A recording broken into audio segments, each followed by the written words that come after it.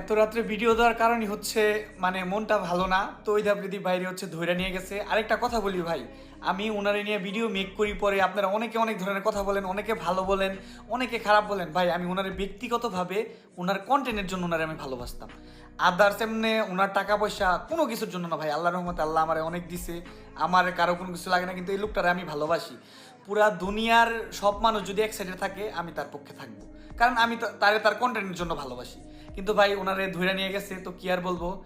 দোয়া করি ইনশাল্লাহ ভাই আবার আমাদের সবার মাঝে ফিরে আসবে। তো ওনার এই খারাপ টাইমে অন্তত আপনারা কি ওনার সাথে মানে ভাই মজা করেন না ভাই।